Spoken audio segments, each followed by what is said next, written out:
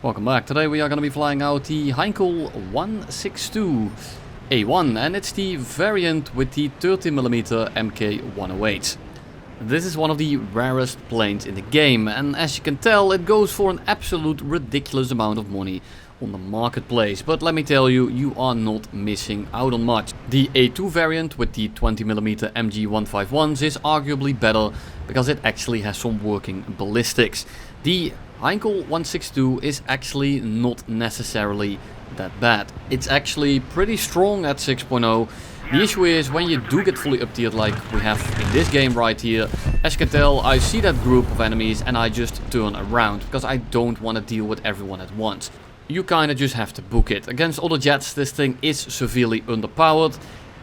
But hey, it's also 6.0, so most of your games are gonna look a little bit like this. We have a Key 87, which is also not very great, but he's in a prop and he's diving on us from absolute orbit, and all I need to do is make sure that he doesn't cut us off too much and he will never get within gun range. So we just dive out a little bit. We are going to go back up to 800 kilometers an hour. That's nearing his rip speed, and he's not gonna accomplish that in a straight line. So I just wait for him to level out and then I just go slightly vertical and I just leave him in the dust. The Key 87 is now on the right, being harassed by someone else, and we can go and engage the F4U 4B that's directly in front of us. He doesn't have an altitude advantage. We are going almost his top speed in a straight line as well, so there's absolutely no conceivable way where he will be able to have the energy to contest us. So I'm just gonna kind of break off a little bit, open up the gap, so he has to fly further upwards to get near us. We then go up over his nose and he is instantly energy trapped and he is forced to simply run away. The issue is he is somewhat near his airfield and he will be able to reach it in time because our guns are just extremely slow. Luckily the plane picks up speed quite rapidly because it is a jet, so especially above those 500 kilometers an hour ranges, this thing accelerates a lot better than something like a prop will, mainly because it has less drag and the jet engine just kind of keeps on plowing through. This guy just starts dolphining back to his airfield, not really feeling it, hit him with the L and with some 30mm and he goes right back to the hangar. We just kind of stay near the deck. We are going to keep our speed and go towards the middle of the game while climbing very slowly. I try to sit around 700 kilometers an hour at all time because the acceleration of this thing isn't that great, and this allows us to have a little bit of exit speed in case we do get jumped. We are chasing the F2G to help out the A21. We get close enough, F2G turns around, but then he recommits to the A21 to get a head on. A21 turns back out. And when you are on an F2G like this, you need to be aware, but being sandwiched between two jets that both really don't want to commit with the fight, you're gonna have a little bit of an issue. With jets, this thing against props is extremely disgusting, but again, the one with the 151s will be a better pick. It does rely on team play, but at the end of the video here, we do have a bit of a carry situation where we are basically going 1v6. And we do kill most of them there.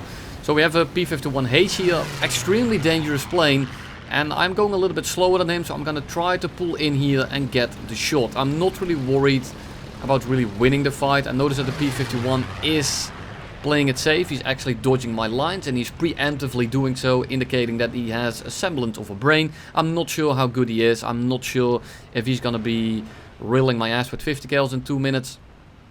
But it shows that he at least has a semblance of knowledge of what he's doing, making it a lot more difficult for me to actually dogfight him.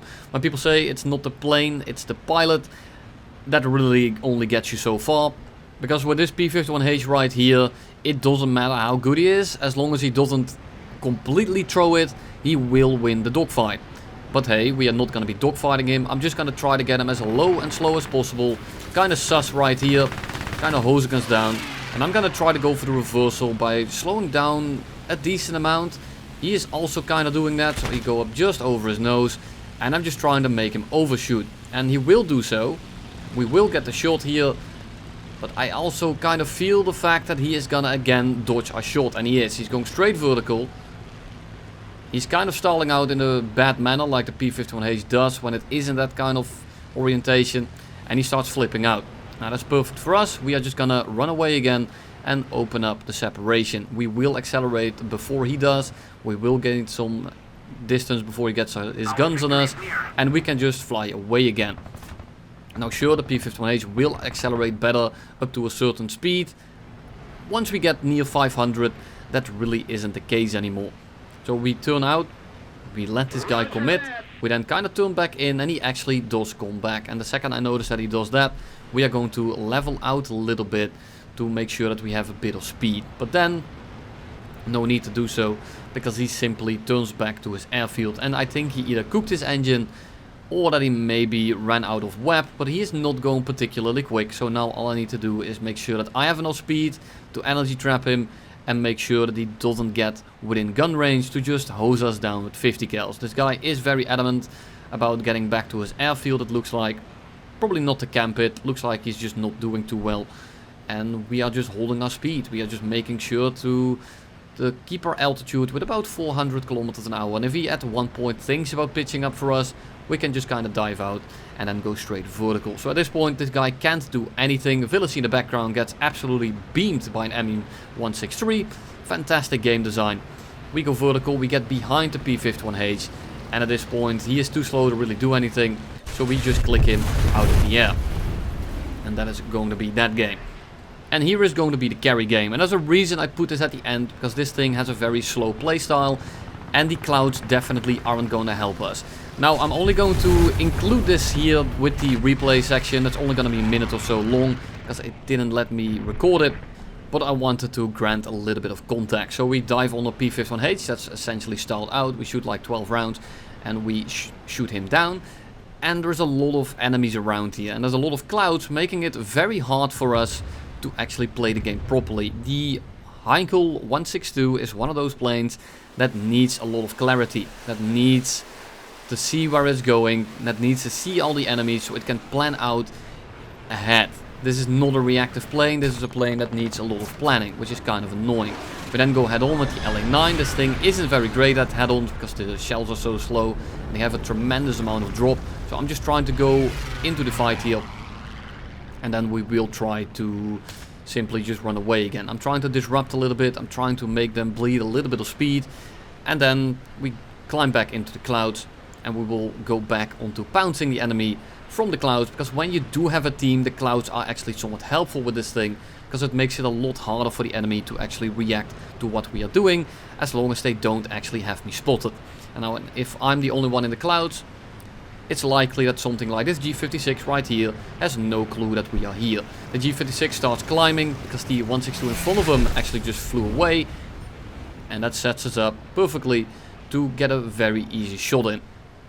Now we have a Yak 15, which is actually really annoying to deal with in this thing, because it's decently fast as well.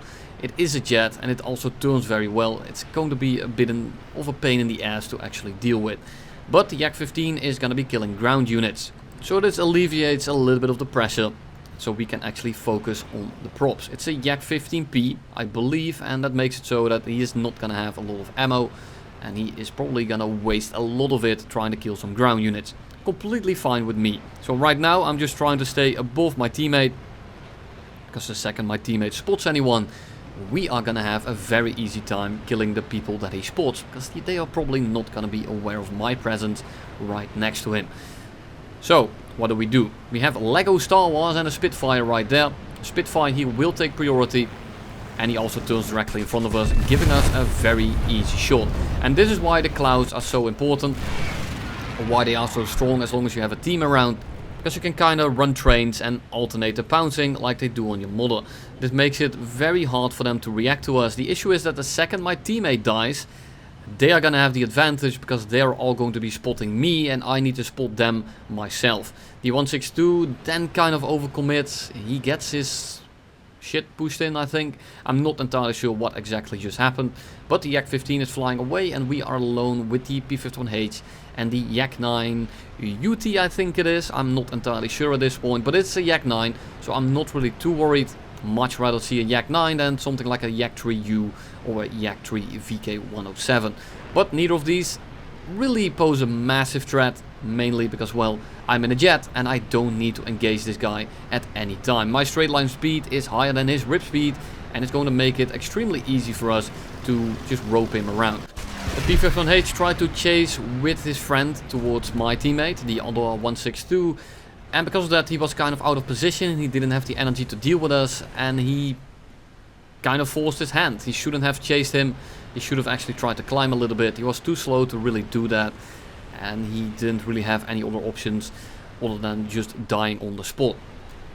And now we commit towards the Yak 9, we are going 720, which for a Yak is pretty fast, so we are completely fine here. We go up over the nose, and instead of going vertical instantly and stalling out in front of this guy, we are just gonna go straight, open up the distance a little bit, make sure we don't get beamed by the 37mm, and my teammate comes in and just full commits the guy and gets, this time, actually shit kicked in. He's going to be out of the match, and the Yak 9 is going to be chasing us for a little bit. That's not really the main issue. We are fast enough, we have enough distance, we have enough altitude, and we have good means to deal with this guy as long as we kill him in time. The issue is that if I climb too much, I'm gonna end up in the cloud, so I'm kind of restricted here in what I can do, and that's why I'm trying to fly over on this side of the area or this side of the map, because I actually have a little bit of clear air here, which is what I'm going to need. I need to judge this guy's energy quite well, because if I misjudge it, he will kill me, and if I misjudge it to the point where he has less than I thought, he might recover before I actually get there. So I need to ride a very fine line of being aggressive and just save enough, because if I go over either line, I am probably not going to be getting the kill. I'm really not feeling pulling in right here, because he is going to prop hang me, and the second I hit the cloud, I'm just going to pull straight into him and see if he wants to take it.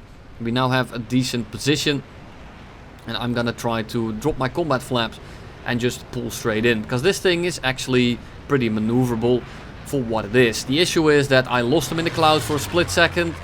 He turned the right way, or the wrong way from my point of view, and I need to run now. I'm gonna turn a little bit longer because I am going faster, and I will open up the gap a little bit before he actually gets shots on us. But because of that miss right there, because of the fact that I wasn't able to kill him in time, I now need to reset, and this is going to take me a tremendous amount of time. And this miss right there, that misjudge with the cloud and him flying into the right direction, kinda made this game an absolute pain in the ass, because if I had killed him right there, this game would have been 12 times easier. But alas, we have to deal with the cards that we have dealt ourselves. Well, if it isn't the consequences of my own actions. So now I'm gonna stay above his rip speed. We're gonna go about 730, and we are just gonna go directly under him. If he tries to chase us by doing a split S directly on my 6, he will rip his wings off. If he does that, he will not get close enough, and we are able to simply run away. We have now reset the fight. The second we are gonna get above 700 meters, I'm just gonna fly straight, and then I can react to whenever he starts firing, and we can go straight back into the gradual climb. This time the Yak 9 UT is actually completely on the deck, which is fine. The issue is that the LA9 then pops up at the worst time possible. If this guy had been a bit, like a minute or 1.5 minutes later, that Yak 9 UT would have been dead, and I could have very easily dealt with the LA9 with the exit speed that I would have had. The Yak 9 is going to be climbing. I think he wants to go RTB. I'm not entirely sure, but that's at least my thought process. And the Yak 15P should be about landing right now.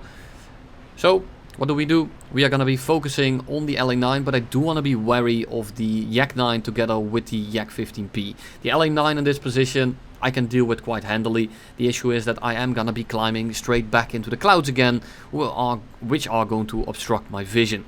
A little bit unlucky yet again. I really needed to get this kind of game the second it was full of clouds. But then again, it also played out this way because it is full of clouds. So it's a little bit of a damned if you do, damned if you don't. Except it's for the developers putting clouds in my lobby. A little bit unlucky.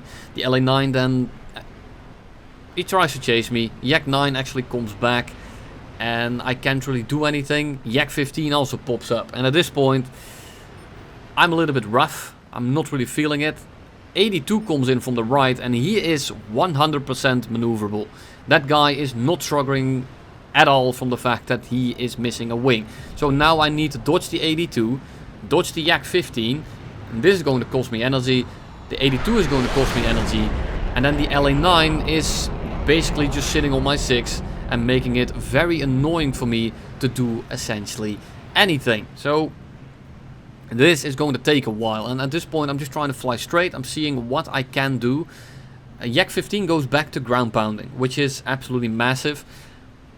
It's great for us, and he's going to get the ticket lead. He's going to put pressure on me by having a ticket advantage, to the point where if I don't do something quickly, we will lose on tickets, either because we run out of them or because we run out of time and we have a ticket disadvantage. The 82 is actually going to be the most annoying thing here, because he's just flying next to his buddy. I don't really want to kill him because he is damaged, but he is still too much of a threat. I need to get the LA9 out of the game, but the 82 with its one wing is actually making it pretty damn annoying. So now I go into the clouds. I hope that I'm unspotted, and I'm gonna do a very wide turn to kind of loop in behind him again and hope that the LA9 is flying into the direction that I previously was. But I can't see anything, I can't really spot anything, so I'm gonna gradually climb below the ground, or the cloud level, and see if I can maybe actually pick off the Yak 15. This was my main concern at this point, and it's looking pretty decent. The LA9 is just flying into the wrong direction probably. He will probably spot me very soon here once I get near the Yak 15, but I just really hope that I can kill him right here. He's going pretty slow. The issue is he turned in just the wrong time, and if I had been here about 5 seconds earlier, I would have been in range and he would have turned directly in front of me and he would have been dead. But misjudged a little bit, and now I have to deal with the LA9 again. I'm hoping that the 82 is actually nowhere near us and that he's flying into the opposite direction. But the 82 is able to just turn around on a whim here, and he's really not struggling at all with that one wing, and he's actually being very damn annoying.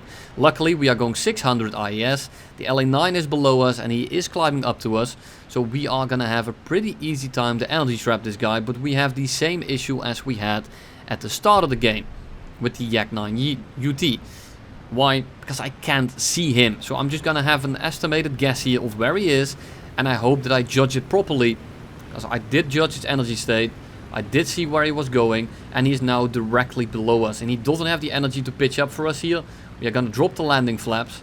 This will not increase our turn rate, but it will make our loop a little bit tighter to get a shot in, and that's what we are going for right here. I can't be running forever. I have some position now, and I'm gonna try to get behind this guy by using my flaps, slowing down and securing the angle. I then somehow missed that. Not sure if I shot too late, too early, or that it went around him. It doesn't matter.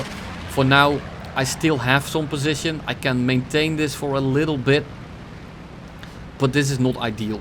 Dogfighting props in this thing is definitely not ideal, and you need to make sure you set it up properly and you have the position to actually send it, because this is not a winnable fight if he actually plays it right and keeps dodging us prematurely. So right now I'm trying to not go too vertical. I'm trying to kind of stay horizontal to keep my speed, to have a little bit of maneuverability, but I also don't want to go down too much to the point where I start picking up too much speed and I overshoot, because the LA9 does turn tighter and the LA9 does maneuver better in general. It also has better acceleration, is better at low speed. It has the advantage in basically every scenario right here, but he takes some horrible lines. He's turning into the wrong direction. I miss a second shot. 82 comes in and I'm just going to take it, because if I try to dodge the 82 now, I'm dead. The LA9 is going to kill me, and I just hope that the 82 is not able to actually pull into us to the point where we die to him. Luckily, that's exactly what happens, and we are going to go back to the runway. 82 actually crashes trying to strafe us, which is perfect.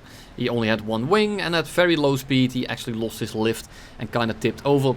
And we are now taking off, flying away from the Yak 9 that we were fighting earlier, and he's talking mad shit in chat. So that means that we of course have to put him in his place. So what are we going to be doing?